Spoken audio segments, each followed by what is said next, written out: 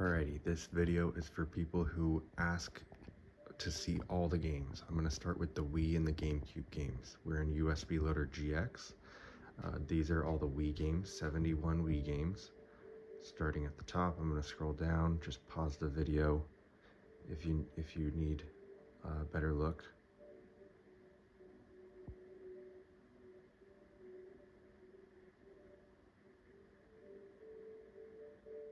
This is the only one without cover art. It's a modded version of this game with all new levels. You probably already know by now that there's a modded version of Mario Kart. 700 new tracks. Anyways, getting towards the end here. This Wii is loaded up with big games. This game right here is 6 gigabytes. Metroid game is 7 gigabytes. The Wii games take up the most space, and I've got a ton of them on here. So, go to GameCube now, and 55. So, it's 126 games total. Start at the bottom this time and work our way up. It's pretty rare that people ask me for more games. This list is just everything that's the top rated. I've really gone through and made sure to include everything that I know people want. And then with the extra room, I add stuff like Call of Duty, why not? And I add Harry Potter games because I like those. And I add all the Mario Party games just because it's cool to see. There's so many games on here that are just top rated. You're never gonna even want more games. It just starts to become a hassle to look at them all and sort through it, and then someone comes over and they don't know what game to play and they end up choosing a bad game when they would have had the most fun just playing Wii Sports. So anyways, we're done on USB Loader GX.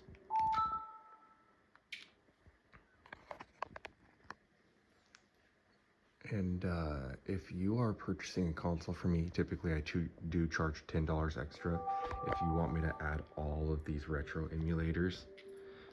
It's NES, SNES.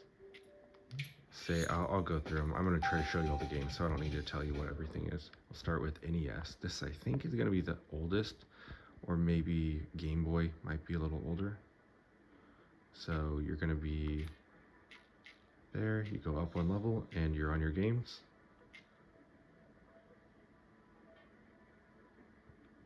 And you just click a game and go into it. And they load up really quick.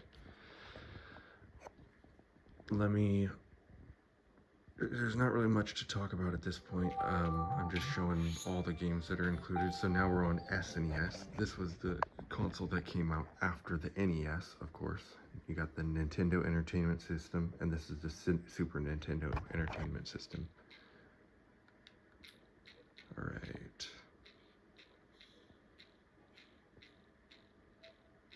Sorry, I hope I'm not going too fast and that you can pause through. Again, I just try to include the top rated titles. I could definitely add a lot more retro games if that's like something that you're just like, oh my god, man, I just really want you to add these, make sure that these games are on it for NES, like the old retro games, no problem. It takes me such a short amount of time. It's when people want to add a bunch of Wii and GameCube games, that's when I have trouble because I have to go and delete a bunch of crap. So I try to sell these pre-packaged where all the games are available. I don't have to go and re-download games every single time. All right, so, oh, it's taking me all the way back. Let me start. Okay, so here's A, and we're gonna go down. Pause it if you need to.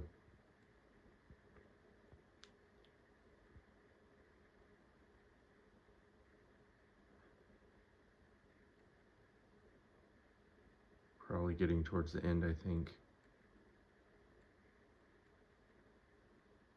I think I might have already gone through everything, so hopefully you were able to see that.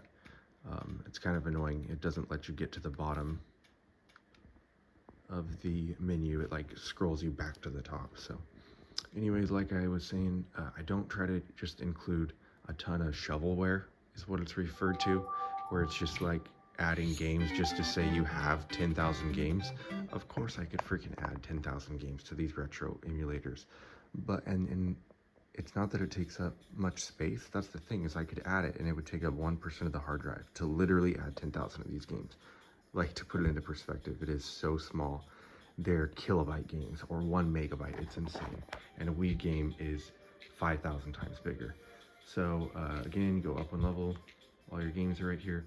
So yeah, I just try not to include a bunch of stupid games. Why am I gonna include 500 NES games, Game Boy games? Like, retro gaming is cool, but you're gonna ruin the experience for someone if you just have a list of 500 freaking games. All they're gonna know is to go and look for Mario. And the way that I've set up this console is where anything that someone clicks is gonna be a freaking awesome title. You're gonna have fun playing every game. Alrighty, so we're getting into PlayStation 1, and then we've got N64 left. With this one, it's a little different. You press load ISO, load from SD, and then you got your list. PlayStation 1, by far, has the least amount of games. This is everything. And then you would press into a game, and now it's loaded. And then you can press play game. And then it does show the FPS up here, which is kind of annoying. You can go back to the menu screen. I'm trying to show you on the remote here. You press the minus and the plus button at the same time, and it's like any random button combination. It could be different on N64. You gotta just like button mash until you figure out what brings you back to this menu.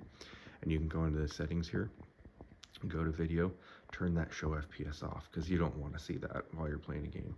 You can also go to input and configure buttons. It's pretty easy once you start doing it. I know it looks complicated. Okay, go back to general, or go back and then resume game. And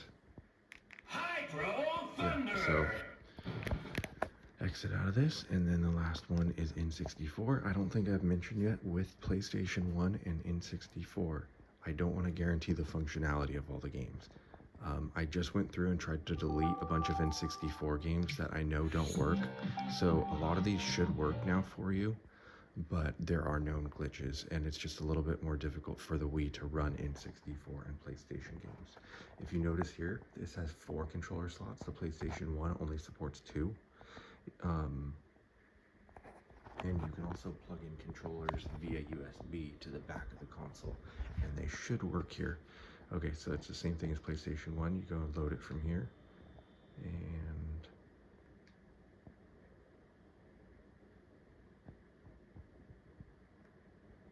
alright, I just deleted like a dozen games from this list, and it's still got all of these. So it's quite a few to choose from. Let's just go into one.